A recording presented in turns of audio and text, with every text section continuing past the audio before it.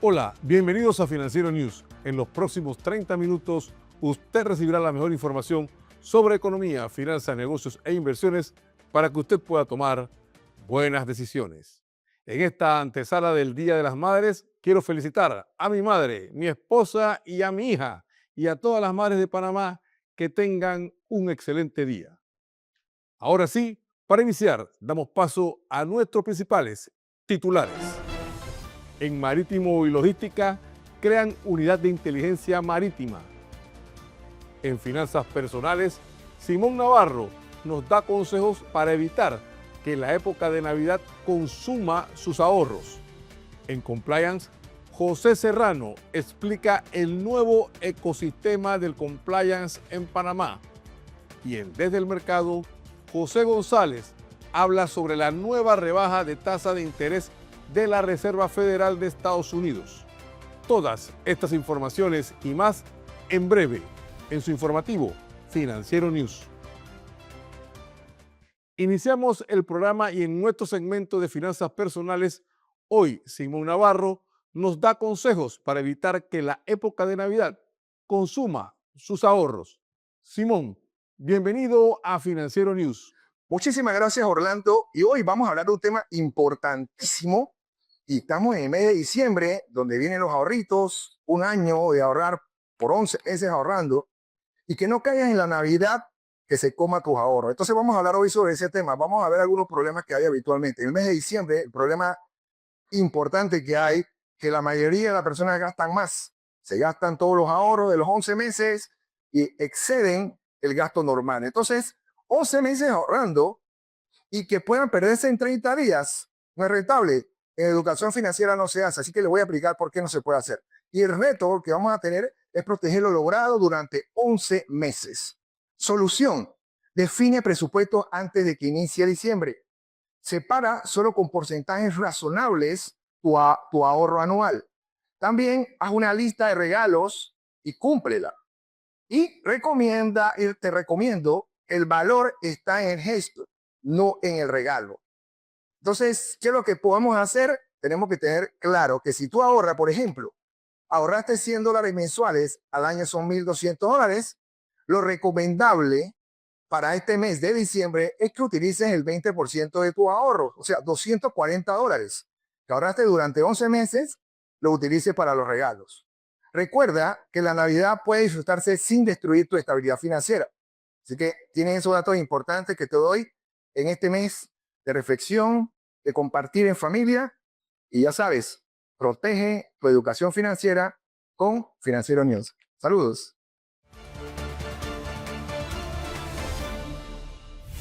Gracias, Simón. Avanzamos y en nuestro segmento de Marítimo y Logística han creado una nueva unidad de inteligencia marítima. Veamos los detalles a continuación. La Cámara Marítima de Panamá creó una unidad especializada para analizar información relacionada con los sectores logístico, marítimo y portuario de Panamá. La nueva unidad de inteligencia marítima analizará y presentará los datos de una manera interactiva. Según el portal Hub News, la nueva unidad permitirá a los 240 agremiados recibir dashboards, alertas estratégicas y reportes técnicos de primera mano, para que puedan tomar decisiones rápidas y precisas sobre sus operaciones. La unidad de inteligencia marítima suministrará información sobre las 5 terminales portuarias, movimiento de contenedores, carga de transbordo, exportaciones, movimientos anuales y entrega de combustible. Además, recopilará y analizará información sobre la industria marítima auxiliar, cambios de tripulación, actividades de reparaciones de embarcaciones, entrega de provisiones, de ship chandlers, así como datos migratorios y aduaneros. Estos dashboards y pantallas interactivas le van a permitir al usuario ver la información de una manera más amigable. La unidad se alimentará con datos proporcionados por el Instituto Nacional de Estadística y Censo, la Autoridad del Canal de Panamá, la Autoridad Marítima de Panamá, el Servicio Nacional de Migración, así como de los análisis que realiza el Centro de Innovación e Investigaciones Logísticas Georgia Tech Panamá, entre otras fuentes.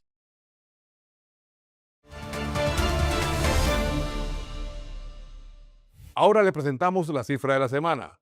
La cifra de la semana es 12.000. el total de las amenazas y ciberataques que se han dado en Panamá por día en los últimos 12 meses, según un estudio de Kaspersky.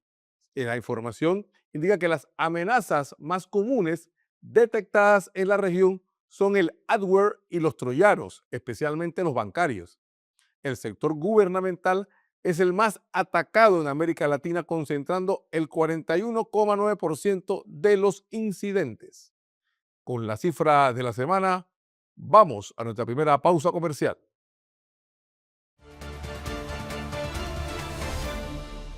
En 2026, las exigencias regulatorias serán más estrictas.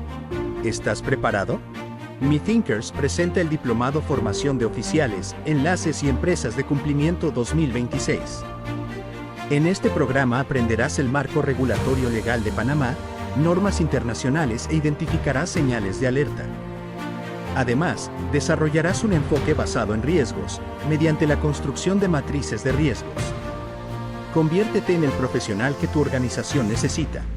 Inscríbete hoy. Fecha de inicio 28 de enero. Mi Thinkers, formación estratégica para líderes en cumplimiento. Con el apoyo de la Asociación de Oficiales de Cumplimiento y Compliance at Risk de Estados Unidos.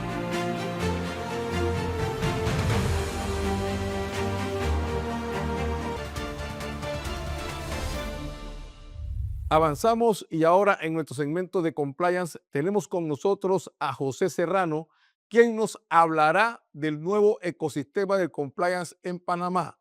José, bienvenido a Financiero News. Gracias, Orlando. Hoy definiremos las reglas del juego para los sujetos obligados financieros y no financieros, bajo dos normativas importantes. Primero, la Ley 23, que nos obliga a prevenir el blanqueo de capitales, financiamiento del terrorismo y la proliferación de armas de destrucción masiva. Y el segundo, la Ley 81, que no es solo una norma administrativa, sino el desarrollo de un derecho humano, la privacidad, amparada en los artículos 29, 42 y 43 de nuestra Constitución. El reto no es elegir una sobre la otra. El reto es entender sus principios, derechos y obligaciones como un solo sistema operativo. Iniciaremos con el primer pilar, la recolecta de datos. Bajo la Ley 23, tenemos la obligación de ejecutar la debida diligencia, identificar al cliente, verificar al beneficiario final y entender sus riesgos. Sin embargo, la Ley 81 nos impone dos principios rectores, la finalidad y la minimización. Esto significa que no podemos pedir datos por si acaso. Solo recolectamos lo que es necesario para un propósito legítimo. ¿Cómo convergen? A través del consentimiento informado. Es nuestra responsabilidad explicarle al titular que sus datos sensibles se recabarán para cumplir con la normativa de prevención. Si este principio si este consentimiento es explícito y previo, cumplimos con ambas leyes. Pasemos ahora al segundo pilar, tratamiento y custodia. La norma de prevención nos obliga a conservar los expedientes por un mínimo de 5 años para poder reconstruir transacciones. Durante ese lustro, la Ley 81 nos designa como custodios. Tenemos la obligación de garantizar la seguridad y la confidencialidad de esa información, protegiendo datos sensibles como opiniones políticas o salud. El titular mantiene sus derechos y nosotros debemos evitar cualquier acceso no autorizado. Aquí aplica el principio de la proporcionalidad.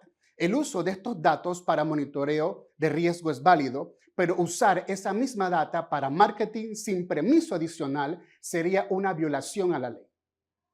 Finalmente, el tercer pilar, el reporte. Si identificamos una operación inusual, la Ley 23 nos obliga a comunicar un reporte de operaciones sospechosas, o ROS, a la unidad de análisis financiero. La pregunta es, ¿viola esto la privacidad de datos? No. La ley establece que esta es la obligación legal y prevalece sobre la confidencialidad. Sin embargo, ignorar esta convergencia trae graves consecuencias, desde sanciones millonarias por incumplimiento de la Ley 23 hasta daños reputacionales irreversibles por violar la privacidad de sus clientes. La solución es clara: la evaluación del riesgo unificado, políticas y controles integrados, capacitación continua y tecnología regulatoria que asegure la trazabilidad. Cumplir integralmente no es un costo, es la base de la confianza en el mercado. Soy José Antonio Serrano y gracias por su atención. Volvemos contigo, Orlando, al estudio principal. Gracias, José. Continuamos y ahora le presentamos nuestro resumen de actualidad. DHL Express anunció que a partir del 1 de enero de 2026 implementará un aumento promedio de tarifas del 5.9% en Panamá, como parte de su ajuste anual destinado a mantener la solidez operativa de su red global en un entorno económico y geopolítico cada vez más desafiante. La compañía explicó que el incremento busca fortalecer la resiliencia de su infraestructura logística y asegurar la continuidad del servicio para miles de empresas que dependen del transporte express internacional para mover cargas sensibles, urgentes y de alto valor agregado. DHL Express detalló que estos ajustes se realizan cada año considerando factores como inflación, fluctuaciones cambiarias y costos administrativos asociados a nuevas exigencias regulatorias y de seguridad. Tanto autoridades nacionales como internacionales actualizan periódicamente estas medidas, afectando operaciones en los más de 220 países y territorios donde la empresa tiene presencia. En otra información, la perspectiva global del sector bancario para 2026 se mantiene estable, impulsada por un crecimiento económico moderado, menores tasas de política monetaria y niveles de capital históricamente sólidos, incluso en un contexto marcado por tensiones geopolíticas y transformaciones aceleradas dentro del sistema financiero, indica el informe de Moody's Ratings. Analistas señalan que la calidad crediticia seguirá siendo fuerte a nivel mundial, beneficiada por menores costos de servicio de deuda, mientras la rentabilidad del sector se mantendrá resiliente. Aun cuando las tasas más bajas comprimirán los márgenes de interés neto de algunos bancos, particularmente los más dependientes del fondeo vía depósitos y préstamos a tasa variable, el incremento de ingresos por comisiones y el reajuste gradual de los depósitos compensará el impacto. Los depósitos, además, seguirán recuperándose conforme disminuye la competencia con instrumentos de mayor rendimiento, fortaleciendo las reservas de liquidez y reduciendo la dependencia de financiamiento mayorista. Por último, Panamá dio un paso estratégico para reforzar su transparencia fiscal y cerrar espacios a la evasión tributaria con la firma de 2 nuevos acuerdos multilaterales de intercambio automático de información, uno orientado al reporte de criptoactivos, y el otro que actualiza el estándar común de reporte para cuentas financieras tradicionales. La suscripción se realizó en el marco de la reunión plenaria del Foro Global sobre Transparencia e Intercambio de Información Tributaria. Ambos instrumentos permitirán que la Administración Tributaria panameña reciba y comparta información relevante con múltiples jurisdicciones, fortaleciendo la capacidad del país para detectar riesgos de evasión, prevenir abusos y evitar el uso indebido de estructuras financieras y digitales para erosionar bases imponibles. Ahora nos vamos a nuestra segunda pausa comercial. En 2026, las exigencias regulatorias serán más estrictas. ¿Estás preparado? Mi Thinkers presenta el Diplomado Formación de Oficiales, Enlaces y Empresas de Cumplimiento 2026. En este programa aprenderás el marco regulatorio legal de Panamá, normas internacionales e identificarás señales de alerta. Además, desarrollarás un enfoque basado en riesgos, mediante la construcción de matrices de riesgos. Conviértete en el profesional que tu organización necesita. Inscríbete hoy. Fecha de inicio 28 de enero. Mi Thinkers, formación estratégica para líderes en cumplimiento. Con el apoyo de la Asociación de Oficiales de Cumplimiento y Compliance at Risk de Estados Unidos.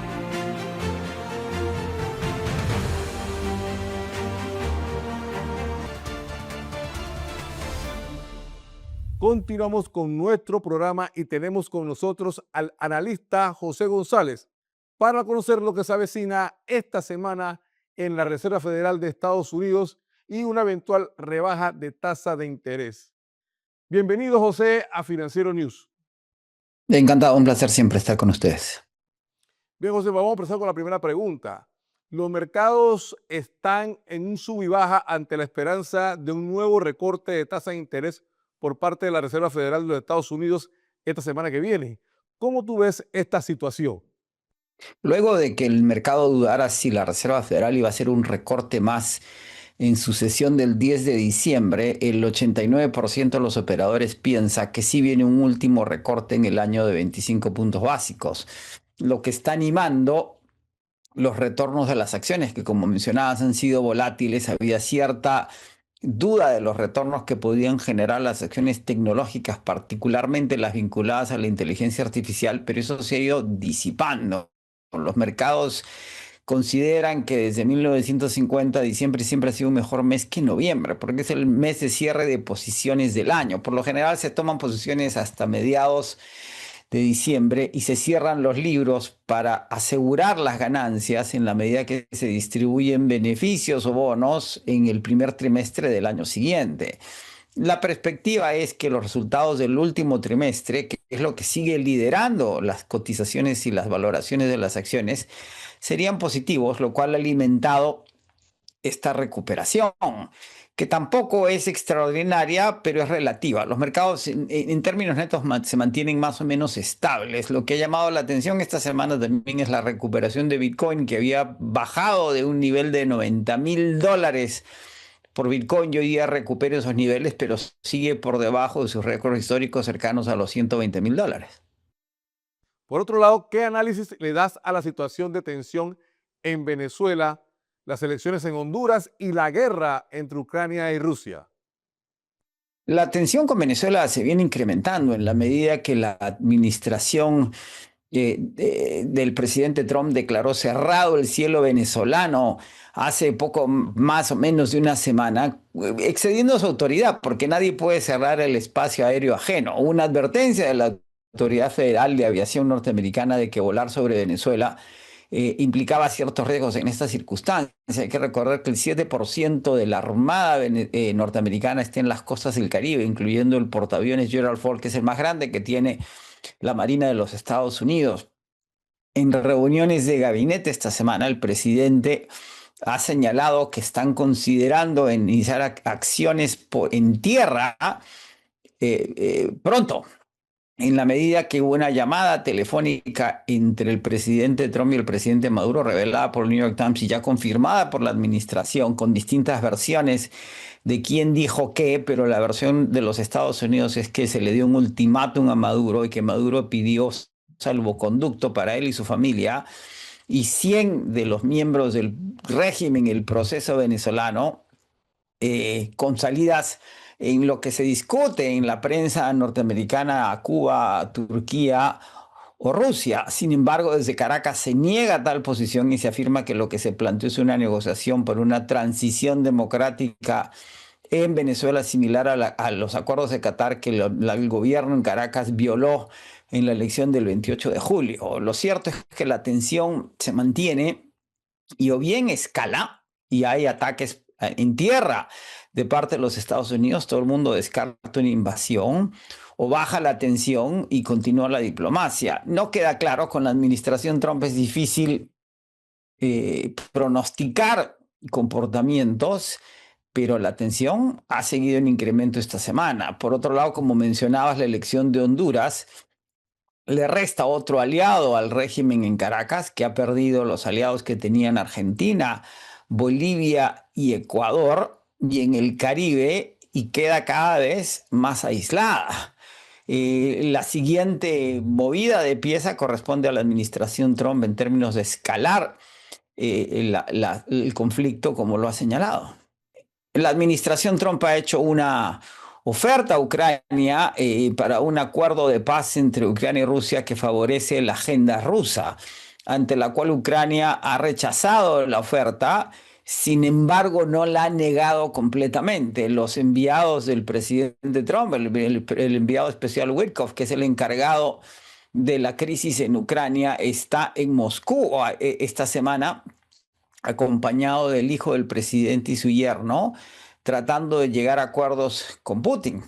La clave aquí es si Ucrania cede o no a las demandas rusas, y si Ucrania y Occidente, porque la oposición europea no es necesariamente la de los Estados Unidos, pueden confiar en la palabra o los compromisos de Putin de cara al fin de una guerra y un armisticio que sería costoso para Ucrania. Uno puede imaginar, y eso es pura especulación, Orlando, que en estas conversaciones Rusia, Ucrania, Venezuela, Estados Unidos puede haber un tit for tat, como se dice en inglés, un intercambio en el cual Rusia es favorecida por un acuerdo de paz conveniente en Ucrania y Venezuela queda bajo una zona de control de los Estados Unidos. Está descartado, por otro lado, independientemente de la posición china en favor de Venezuela, que ninguno de ambos países, Irán ya no cuenta, ha sido desplazado después de la acción militar de los Estados Unidos en territorio iraní, que es lo que entusiasma de alguna forma ciertos sectores de la administración Trump de que atacar en Venezuela no tendría implicancias regionales o escalaría el conflicto a un nivel que no lo pueda controlar los Estados Unidos, en los cuales Venezuela está aislada, sola y sin recursos de defensa de sus aliados, que son más bien diplomáticos y políticos que bélicos. Y por último, ¿qué opinión te merece el último informe de la OCDE donde indica que la inteligencia artificial y los aranceles podrían poner a prueba el crecimiento económico? Sin duda, estamos empezando a sentir los efectos de las tarifas en los Estados Unidos finalmente, y los costos en términos particularmente de alimentos ha sido muy grande. De ahí que la administración Trump haya revisado las partidas de 200 ítems agroindustriales, particularmente de América del Sur, eliminando las tarifas prácticamente a todos ellos. Por otro lado, la decisión de la Reserva Federal ha tenido que ver más por el empleo que la inflación. Los efectos de las tarifas y la incertidumbre y la desaceleración en la tasa de crecimiento de la economía norteamericana está haciendo que las personas se afirmen en sus empleos con la sensación de que si pierden el empleo corriente no van a conseguir otro, y que las corporaciones hayan detenido las contrataciones e incluso ciertas corporaciones hayan empezado a reducir sus nóminas. Eso es lo que ha generado, como mencionábamos, la volatilidad en los mercados, que tampoco van a apostar en contra de una baja en las tasas que tiende a tener un efecto positivo en la cotización de las acciones. Gracias, fue José González, Managing Partner de GSG Advisory, en nuestro segmento Desde el Mercado. José, esperamos tenerte en una próxima ocasión. A la orden siempre.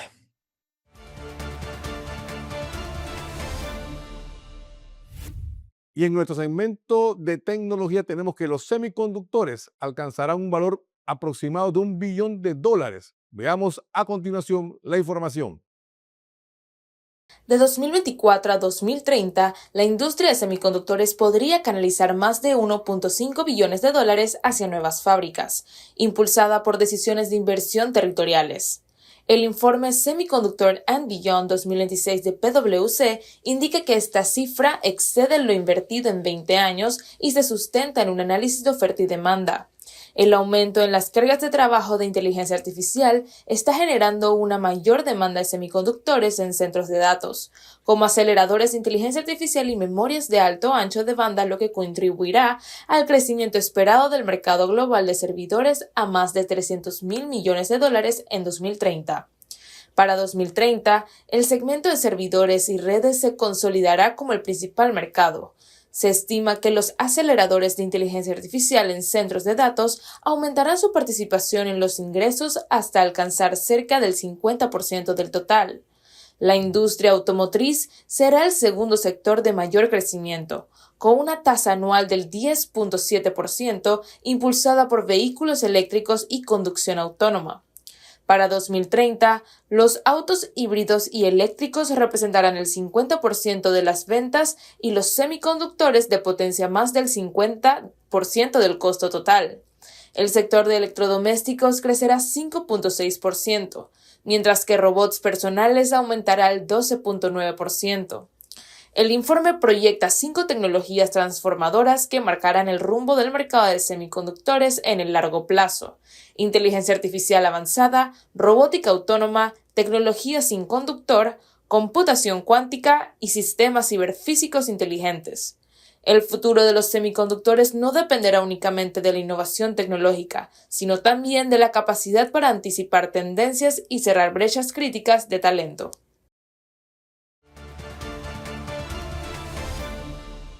Amigos, y de esta forma llegamos al final de nuestro programa, pero antes los invitamos a seguirnos en nuestras redes sociales y además, si usted quiere volver a ver este programa, puede suscribirse a nuestro canal de YouTube Financiero News.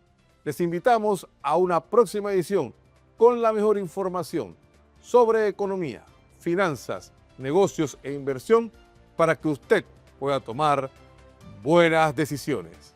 Hasta pronto.